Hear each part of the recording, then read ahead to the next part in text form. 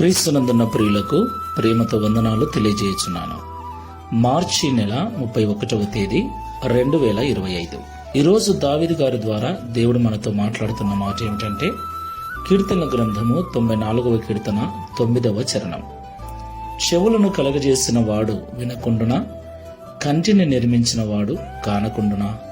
ఆమేన్. నా ప్రియమైన సహోదరి సహోదరులారా, ఈ లోకంలో ఉన్న మానవులను దేవుడు నిర్మించాడు. మన తల్లి గర్భములో మనల్ని నిర్మించిన వాడు ఆయనే.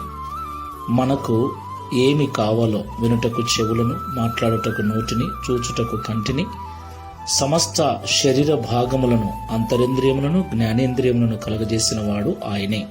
దేవునికి మహిమ కలుగును గాక. నా ప్రియులారా, వినుటకు చెవులను కలగజేసిన దేవుడు మన బాధలను, మన మొరను, మన ప్రార్థనను వినకుండా ఉంటాడా? చూడటానికి కళ్ళను మనకు అనుగ్రహించిన దేవుడు మనం పడే బాధ, మనము ఏడ్చే ఏడుపు, మనము కారుస్తున్న కన్నీరు చూడకుండా ఉంటాడా? నా ప్రియులారా, ఆయన తప్పకుండా వినేవాడై ఉన్నాడు, చూచువాడై ఉన్నాడు.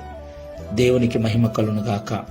ఈ మాటలు వింటున్న ప్రియ సహోదరి సహోదరుడా, నువ్వు ఎట్టి పరిస్థితుల్లో ఉన్నావో, ఎలాంటి హీనమైన దీనమైన స్థితిలో బ్రతుకుతూ ఉన్నావో, ఎలాంటి అవసరాలలో, ఎలాంటి బాధలలో ఉన్నావో భయపడొద్దు. మనల్ని కలగజేసిన దేవుడు మనల్ని చూస్తూ ఉన్నవాడు, మన బాధలు వింటూ ఉన్నవాడు.